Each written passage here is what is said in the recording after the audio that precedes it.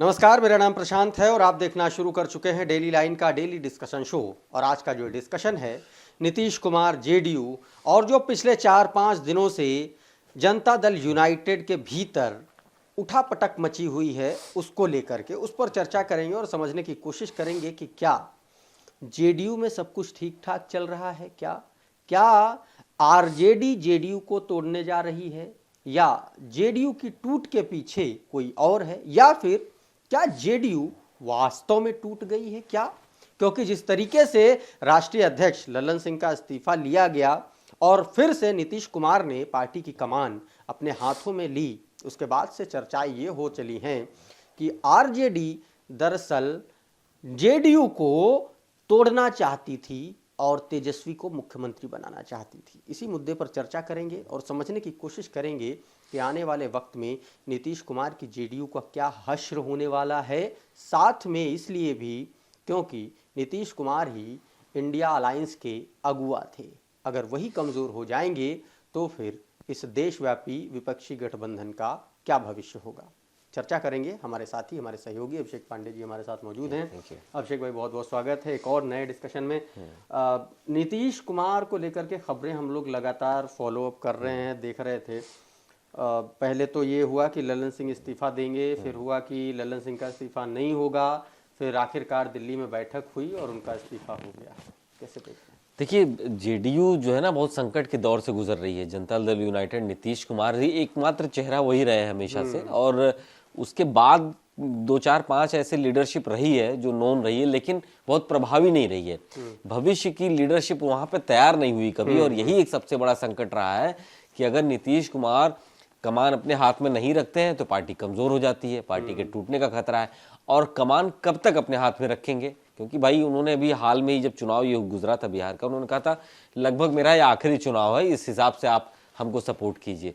तो उनकी भी अब राजनीतिक जो उम्र है वो लगभग पूरी हो रही है, और शायद इसी का फायदा दूसरे दल, कम से कम बिहार के जो दल है आरजेडी जिनको कह सकते हैं, राष्ट्रीय जनता दल, वो उठाना चाह रही है। और यही सबसे बड़ा संकट है जेडीयू के लिए कि पार्टी बचाए, गठबंधन बचाए या मुख्यमंत्री की कुर्सी बचाए। कई चीजों में फंसी हुई है। चाणक्य कहे जाते हैं नीतीश कुमार बिहार में, लेकिन वहां पर उनकी भी इस समय स्थिति बहुत अच्छी नहीं है। और इसीलिए देखिए, शरद पवार भी कहे जाते थे महाराष्ट्र में, उनके साथ भी खेल हो गया उनके साथ भी। तो महाराष्ट्र क्या दूसरा महाराष्ट्र होने जा रहा है? बिल्कुल हो सकता है, और ये वहीं से होती है। इसका जो बीज था वो बिहार में ही इसका बीज बोया गया था।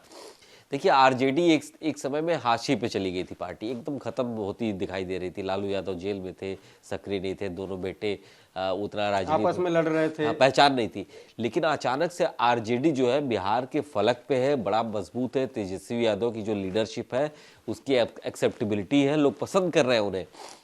लेकिन उनके सामने समस्या है जेडीयू। तो ये आशंका भाजपा के नेता जता रहे थे बहुत दिनों से, और वहां पे ये कहा जा रहा था कि जो आरजेडी है उसको पता है कि जेडीयू का समय पूरा हो रहा है, तो इसको तोड़ दिया जाए और पूरी तरीके से अब सत्ता पे प्रभावी हो लिया जाए खुद से। नीतीश कुमार को अगर एक कहीं से भनक लगी तो उन्होंने सही समय पे सही फैसला लिया। हालांकि नीतीश कुमार को पलटू राम वहां कहा जाता है। हाँ, वहां क्या पूरे देश में कहा जाता है, जिस तरीके से वो बार बार पलट देते हैं अपने आप को, आज इनके साथ, कल उनके साथ, उनके साथ, उनके साथ। आप सोचिए कि 8 बार के मुख्यमंत्री है, लेकिन कभी अपने दम पे नहीं मुख्यमंत्री कभी नहीं बन पाए। हाँ, तो इस बार भी जहां पे उनकी पार्टी में लगता है कोई दिक्कत हो रही है, वो तुरंत पलट जाते हैं, दूसरे को हटा के फिर आ जाते हैं। और ये बहुत पहले से 99 से लगातार चलते चला आ रहा है। नहीं तो एक इसमें ये भी पॉइंट सोचने वाला है कि नीतीश कुमार इतने कैपेबल हैं, इतना होल्ड हमेशा पार्टी पर बना के रखते हैं कि वो किसी भी वक्त गेम पलट सकते हैं। ललन सिंह पे बातचीत हो रही थी कि भाई 12 विधायक लेकर के वो जा रहे थे आरजेडी में और बना देंगे मुख्यमंत्री, तेजस्वी को बना देंगे। भारतीय जनता पार्टी तो कम से कम यही कह रही है। तमाम सारे सोर्सेस जो हैं वो भी बता रहे हैं कि भाई बैठक हुई बाकायदा तेजस्वी के साथ में, लालू के साथ में बैठक हुई ललन सिंह की। उसमें कहा गया कि ठीक है 12 विधायक हैं, हम लेके आएंगे और हम तेजस्वी मुख्यमंत्री बन जाएंगे और हम जो है आरजेडी से राज्यसभा सांसद बन जाएंगे, क्योंकि हमको चुनाव नहीं लड़ना, हम इस बार चुनाव हार सकते हैं लोकसभा का। तो ये भी एक एंगल उसमें सामने आ रहा है।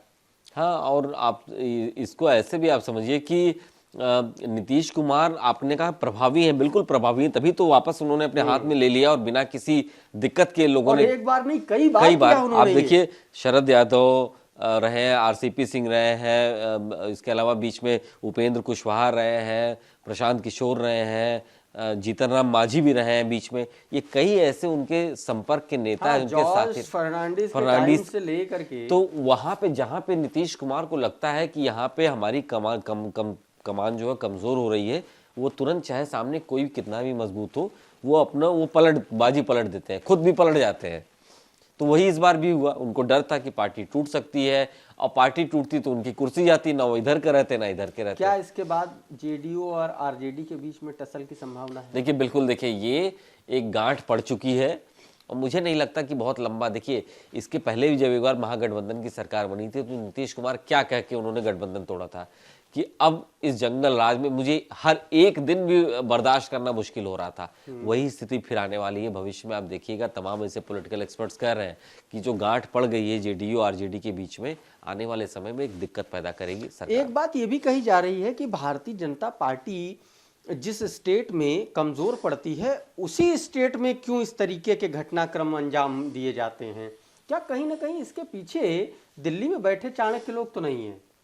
देखिए जहां पे भाजपा नहीं है, जाहिर सी बात है वहां पे दूसरे अपोजिशन पार्टीज है, वो मिलकर सरकार चला रहे हैं। देखिए जहां पे विपक्ष में एक बहुमत की सरकार चल रही है वहां पे दिक्कत नहीं है, जहां पे मिली जुली खिचड़ी वाली सरकार है और भाजपा के विरोध में चल रही है वहां ये समस्या है। उड़ीसा में दिक्कत नहीं है, तमिलनाडु में ये दिक्कत नहीं है, वेस्ट बंगाल में दिक्कत नहीं है। शिंदे को तोड़ लिया, मतलब मेन शिवसेना से एकनाथ शिंदे को अलग कर अजीत दिया, पवार को तोड़ दिया, अजीत पवार को तोड़ करके एक नई सरकार गठित कर दी। हाँ, तो यही चीज संभावना है कि बिहार में हो सकता है। और नीतीश कुमार को यह आशंका है कि अगर वो एनडीए के साथ या उनकी तरफ अगर निष्पक्ष भी रहते हैं, अगर सपोर्ट नहीं करते तो निष्पक्ष न्यूट्रल रहिए, अगर वो नहीं रहते हैं तो उनकी भी पार्टी टूट सकती है, उनकी भी कुर्सी जा सकती है।